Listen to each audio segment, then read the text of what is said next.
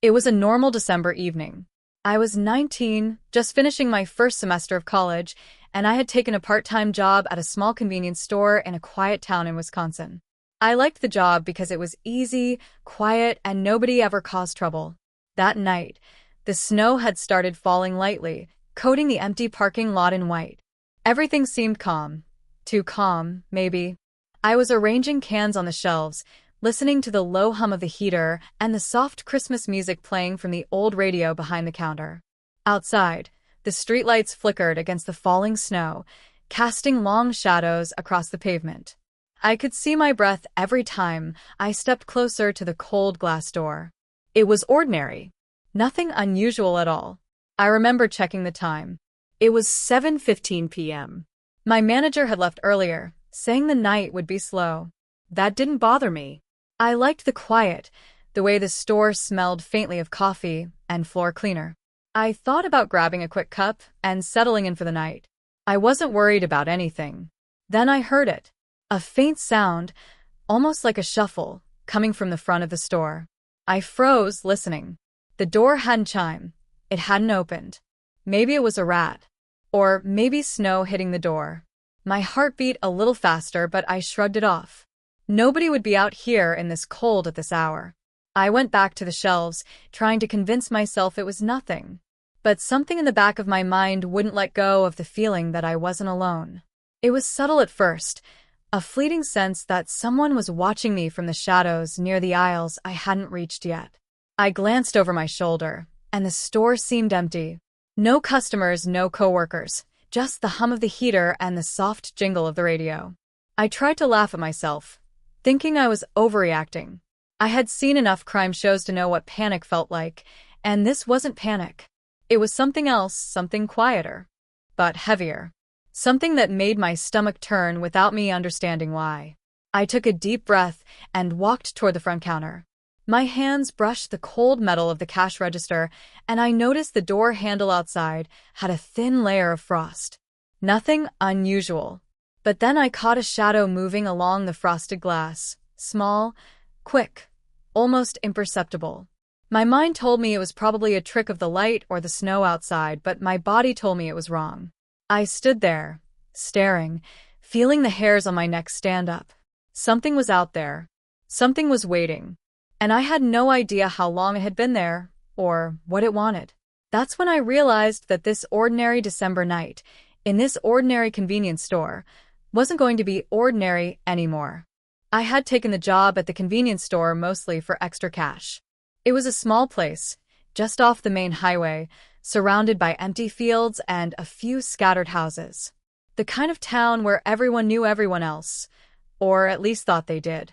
Inside, the store was narrow, with tall shelves lining each side and a small counter near the entrance.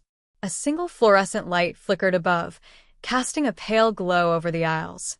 It was simple, quiet, and predictable. That evening, I arrived around 6 o'clock. Snow was already falling steadily, soft and cold, making the world outside look calm and quiet. The heater inside the store hummed steadily, keeping the chill at bay. I turned on the register, checked the small stack of cash in the drawer, and started arranging products on the shelves. The smell of floor cleaner mixed with coffee from the small break area gave the store a strangely comforting feel. Normally, nights were slow. Sometimes a few regulars came in, older men stopping for cigarettes or a cup of coffee, but mostly, it was just me and the quiet hum of the lights. I liked it that way. It gave me time to think and feel like I was in control of my little corner of the world.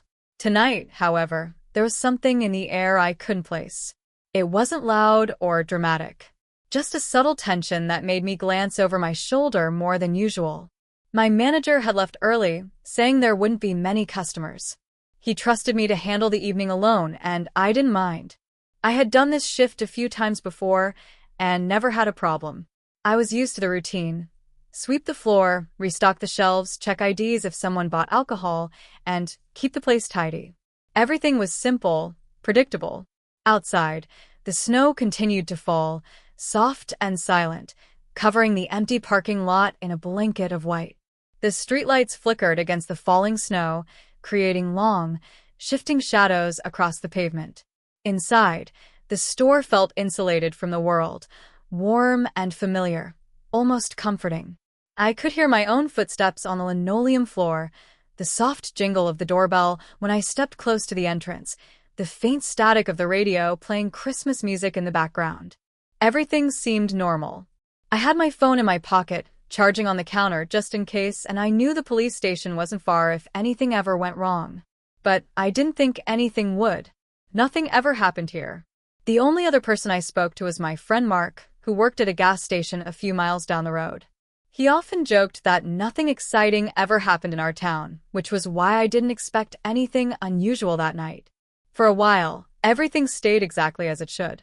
I stocked shelves, checked labels, and even started to relax. The soft glow of the lights, the gentle hum of the heater, the slow falling snow outside, it all felt normal, almost peaceful. But I couldn't shake the tiny, nagging feeling that something was off. It was the kind of feeling you can't name, the kind you tell yourself is nothing until it isn't. And for the first time that night, I realized I wasn't alone. I had just finished restocking the last aisle when I heard it, a soft shuffle coming from the front of the store. At first, I thought it was just the wind blowing against the door. The snow outside was piling up, making a muffled tapping sound on the windows. But this shuffle was different. It was deliberate, slow, like someone dragging their boots lightly across the floor. I froze and listened. Nothing moved in the aisles behind me. No customers, no coworkers. I told myself it was probably nothing, maybe a bag falling from the shelf or an animal outside. Still, a shiver ran down my spine. I went back to the counter and tried to focus on the cash register, but every few seconds, I felt it, like eyes on me. A subtle pressure, almost a weight on my shoulders, that made the hairs on the back of my neck stand up. I glanced at the door. The store looked empty. Nothing. Just the dim glow of the streetlights reflecting on the snow outside. A few minutes later, I heard it again, this time from the aisle behind me. A faint thump, followed by the sound of something scraping the floor. I turned quickly, expecting to see a box shifted by accident. There was nothing. I took a deep breath, telling myself I was overthinking it. But the feeling didn't leave. I started to notice other things. The small fluorescent light above the counter flickered briefly, just for a second, and then stabilized. My stomach tightened. I had walked past that light dozens of times at night. It had never flickered like that before. Then I noticed a shadow in the corner near the drinks cooler. I squinted, trying to see it clearly. It vanished when I moved my head. The jingling of the doorbell sounded, but when I looked, the door hadn't opened. I checked the lot outside. It was empty except for the snow-covered asphalt.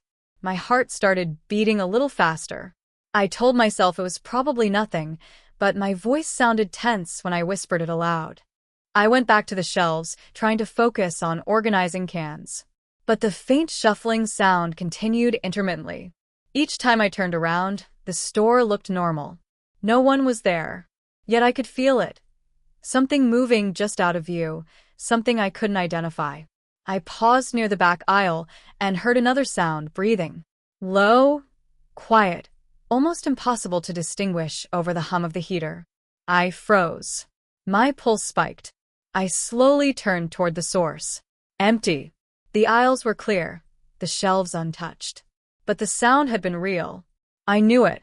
I started moving toward the counter again, my eyes scanning every shadow, every flicker of light.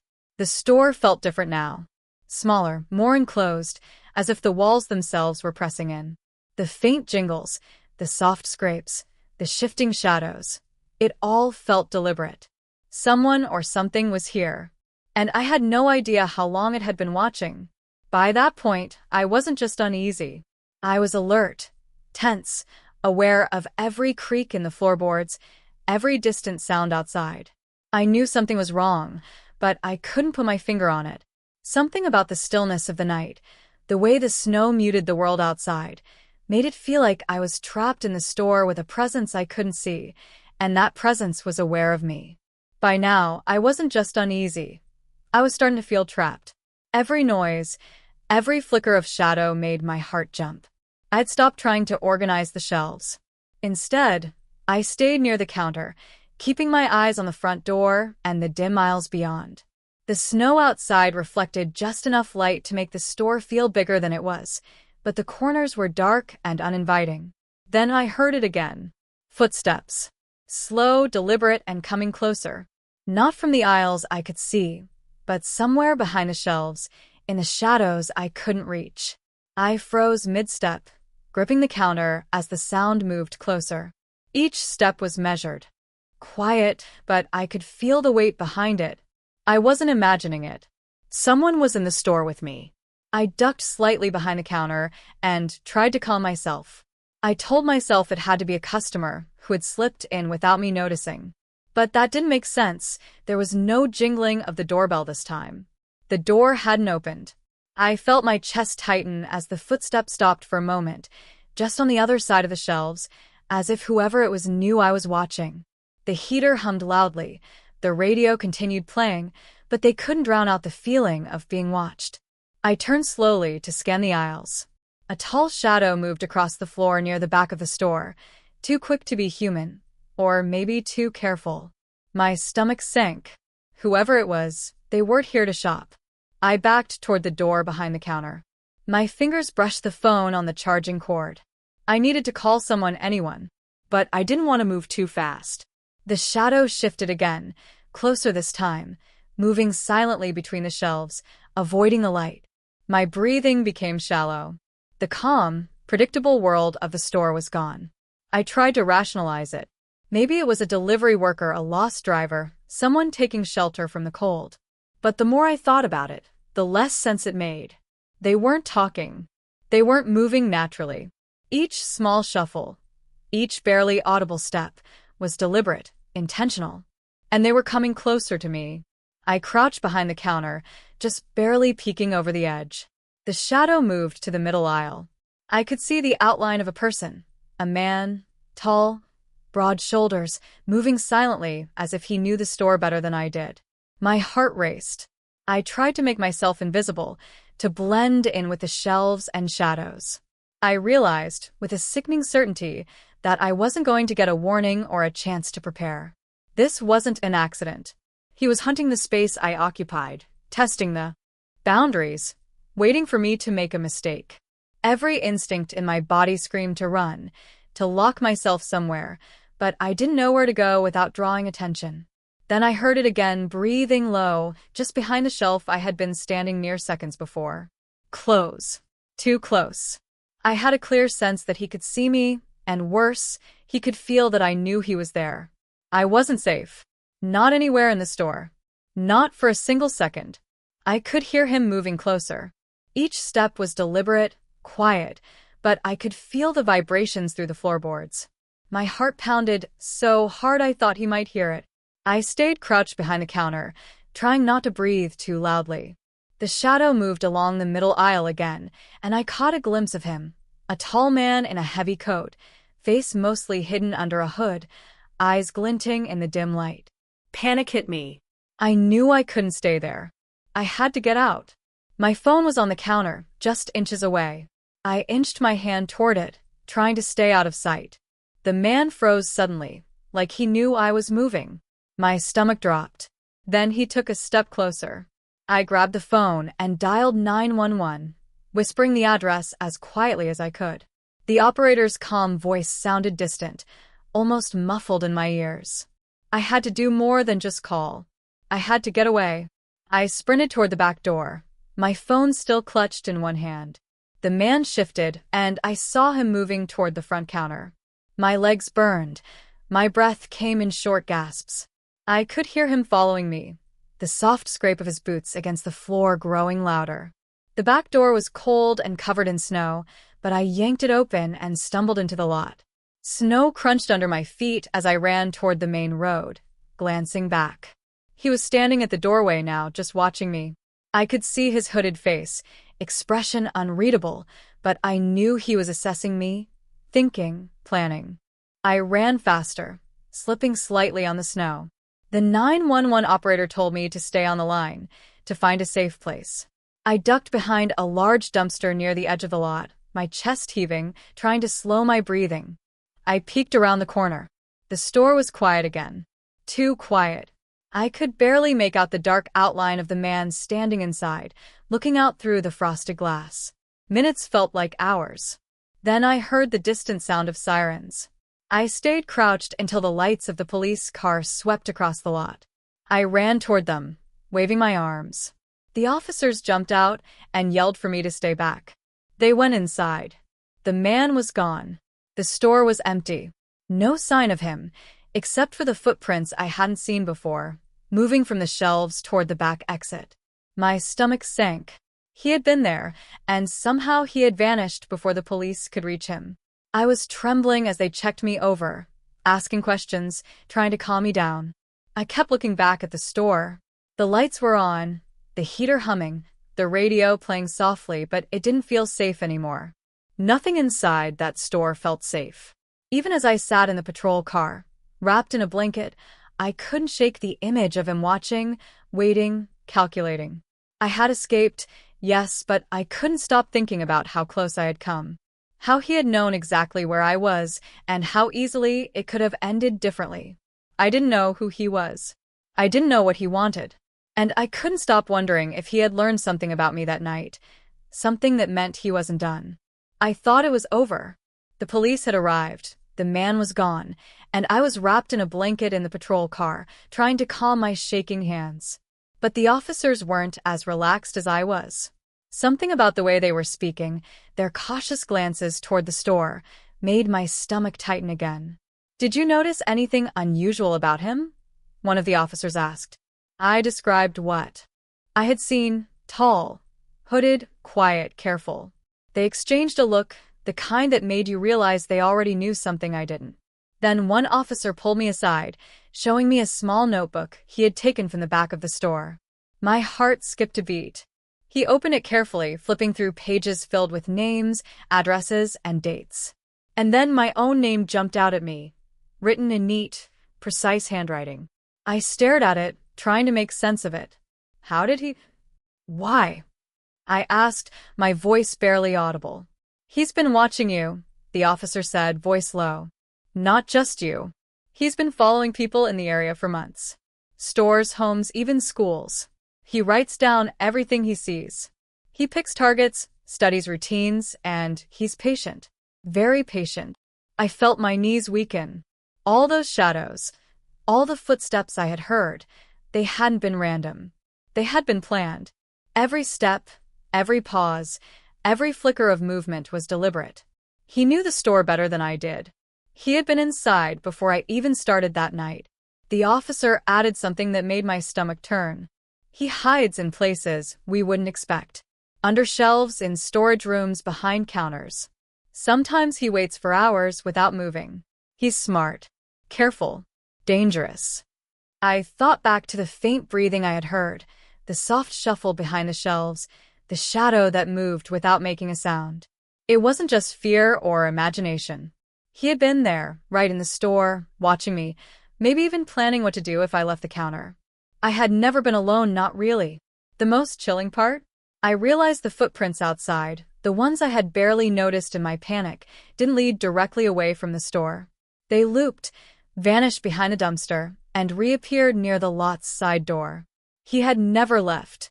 He had been waiting, hidden, until the police distracted him. I tried to wrap my head around it. This wasn't a random encounter. It wasn't luck or coincidence. He had targeted me specifically. The notebook confirmed it. My routine, my shift, even the times I went to the counter, he had written them all down. And now, I understood the worst part. He could come back anytime, and there was nothing I could do to know when. I glanced toward the darkened store again. The fluorescent lights flickered softly. Snow fell outside, muffling the world.